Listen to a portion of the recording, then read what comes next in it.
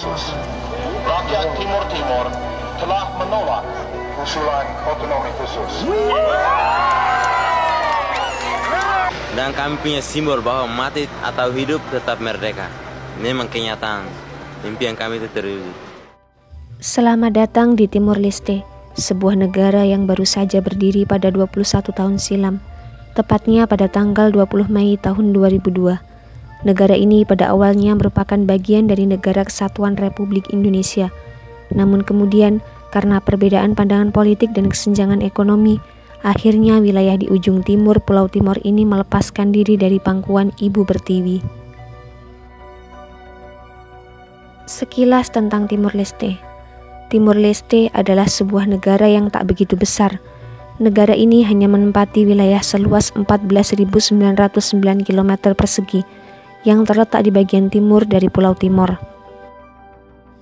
Selain mempunyai kedaulatan atas separuh dari Pulau Timor, negara Timor Leste juga mempunyai kedaulatan atas beberapa pulau kecil yang terletak di wilayah sekitarnya, seperti Pulau Atauro, Pulau Kera, dan Pulau Jako.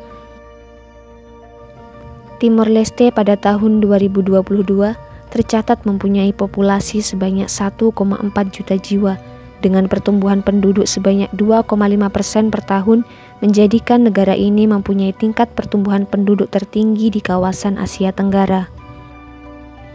Untuk sistem politik, negara Timor Leste menganut pemerintahan Republik Demokrasi Parlementer. Kepala negara di negara Timor Leste dijabat oleh seorang presiden, sedangkan kepala pemerintahannya dijabat oleh Perdana Menteri. Presiden dipilih secara langsung oleh rakyat dalam pemilihan umum dan menjabat selama 5 tahun, sedangkan Perdana Menteri dipilih oleh presiden dari partai politik atau koalisi partai politik yang memenangkan mayoritas kursi di Parlemen Nasional.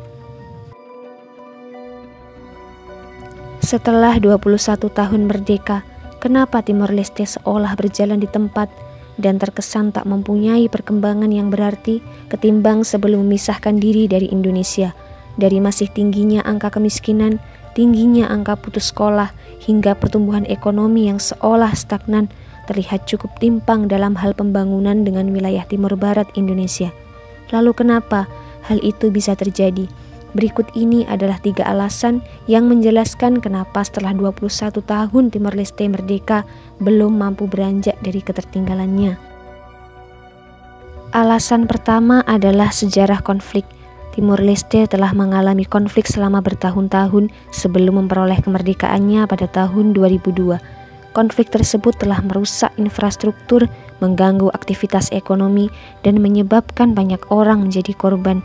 Hal ini menyebabkan negara sulit berkembang secara signifikan setelah kemerdekaannya. Timor Leste adalah negara yang punya banyak sejarah konflik di negaranya. Wilayah ini terus melakukan perang gerilya melawan pemerintahan Republik Indonesia saat itu, saat wilayah ini masih menjadi bagian dari Republik Indonesia.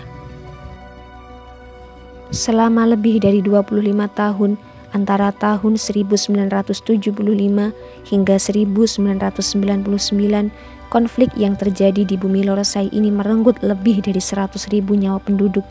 Sekitar sepertiga dari populasi Timor Leste tewas dalam konflik yang terjadi berlarut-larut ini.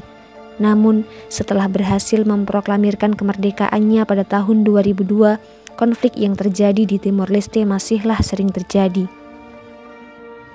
Salah satu konflik terbesar pasca kemerdekaannya adalah krisis politik yang terjadi pada tahun 2006, di mana terjadi pemberontakan antara kelompok-kelompok bersenjata yang mewakili bekas pemberontak dan pasukan keamanan Timor Leste.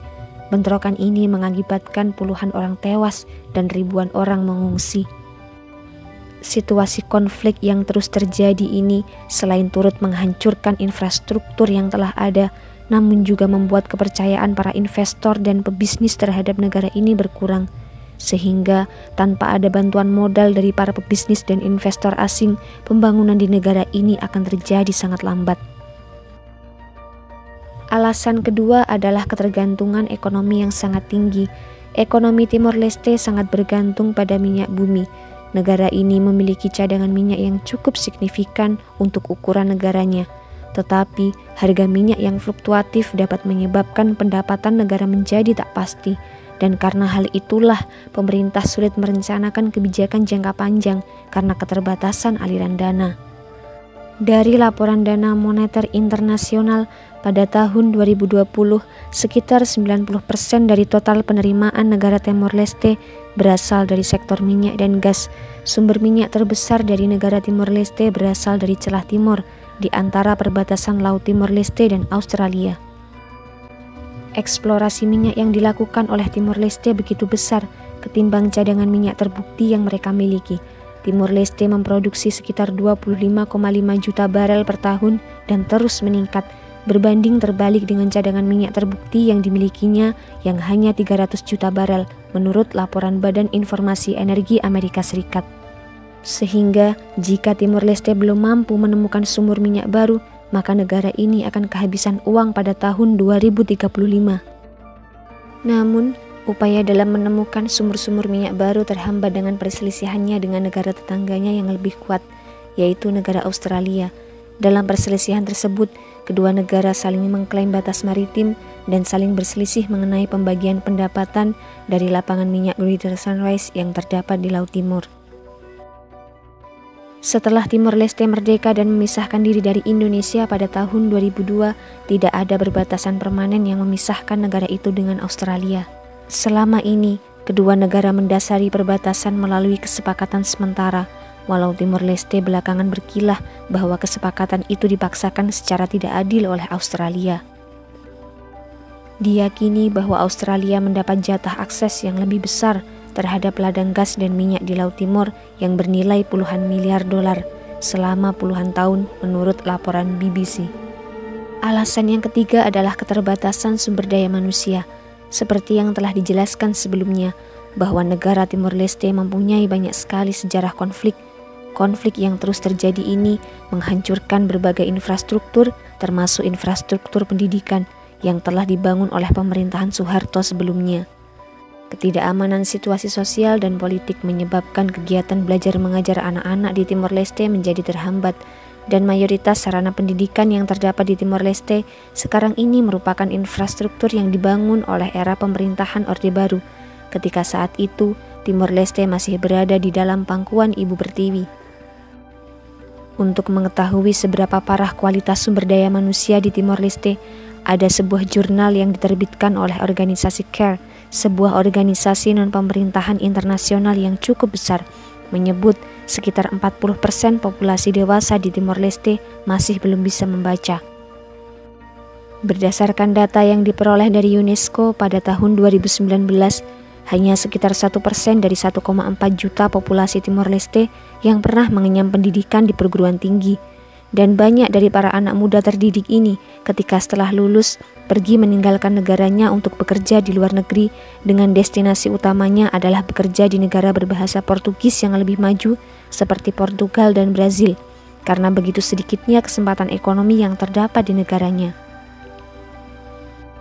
Keterbatasan sumber daya manusia membuat industri-industri barat tak bisa berkembang di sini karena tak punya cukup pekerja terampil, sehingga dalam mendiversifikasikan ekonominya agar tak terlalu bergantung pada pendapatan minyak, negara Timor Leste hanya mampu mengembangkan ekonominya lewat sektor pariwisata dan pertanian yang hasilnya tak seberapa. Bahkan hanya untuk mencukupi kebutuhan pokok dalam negerinya sendiri, industri dalam negerinya pun tak sanggup untuk memenuhinya, sehingga Timor Leste harus mengimport hampir seluruh barang jadi, barang-barang konsumer, dan produk-produk industri dari Indonesia. Dalam menyikapi permasalahan yang cukup kompleks ini, pemerintah Timor Leste melalui Menteri Pendidikannya, Longinus dos Santos, pada tahun 2018 sampai meminta agar Indonesia membangun sekolah kejuruan yang dapat menampung dan mendidik anak-anak di Timor Leste. Permintaan soal pendirian sekolah kejuruan ini jelas karena hal ini sangat dibutuhkan. Sekolah kejuruan memang kami sangat butuh, terutama sekolah teknik. Seperti dulu Timor Leste masih berintegrasi dengan Indonesia, namanya Sekolah Teknik Menengah, ujar Menteri Longinus dos Santos. Lantas, apa arti dari kata merdeka jika untuk permasalahan politik, ekonomi, bahkan pendidikan sekalipun negara ini masih begitu bergantung kepada Indonesia?